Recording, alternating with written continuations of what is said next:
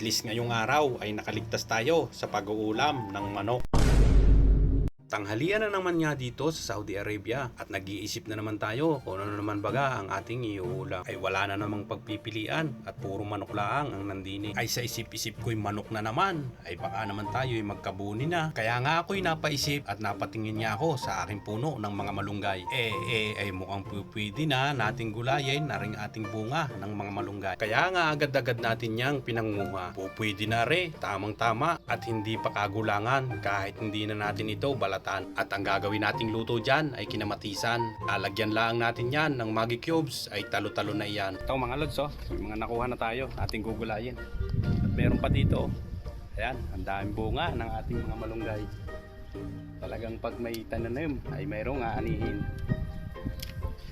Ang dami na Meron pa nga diyang isa na medyo malaki na pero hindi na natin ito kinuha dahil magulang na. Gagawin na lang natin yung binhi para sa susunod ay may pangtanim pa tayo. At agad ko na nga diyang hinugasan ang ating kinuha ng mga bunga ng malunggay para ito'y atin ang magayat at atin ang maigisa. At after nga natin itong mahugasan ay pupunta naman tayo dito sa ating kitchen para kumuha ng mga ricado. Kukuha lamang naman tayo diyan ng kamatis, sibuyas at bawang para ating panggisa. At dyan nga ay ready na ang ating mga lulutuin kaya't atin na itong simulan. Let's go mga lods! Napakasimpleng lutuin nga lang nitong bunga ng malunggay. Simple pero masustansya. Mayaman ito sa vitamin C at ng fiber. At dyan nga ay ginagayat na natin ang ating mga ricado. Ginayat na natin ang ating sibuyas, bawang at kamatis. At sa pagkakataong ito, habang tayo ay nagagayat, gusto ko munang i-shoutout kayong mga viewers at mga followers ko. Maraming salamat sa patuloy na panonood sa aking mga video. At kung nakaabot kayo sa parte ng video kong ito, maaari bang i-like ninyo? At ready na nga itong ating lulutuin. Kaya tara,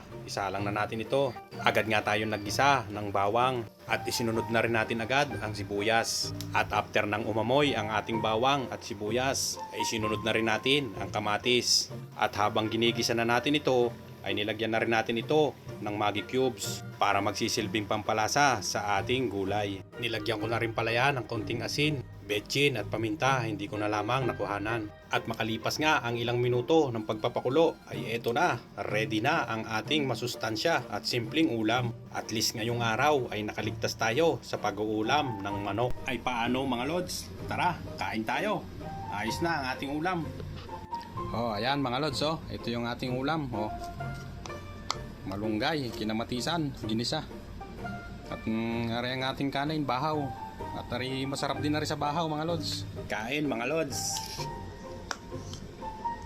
Shoutout nga pala sa aking mga followers at mga viewers. At kung hindi ka pa nakapollow, baka naman papollow naman ako mga lods. At palike na rin ako ng video na ito mga lods. Tara, kain tayo. Hanggang dito na lang mga lods. Thank you for watching.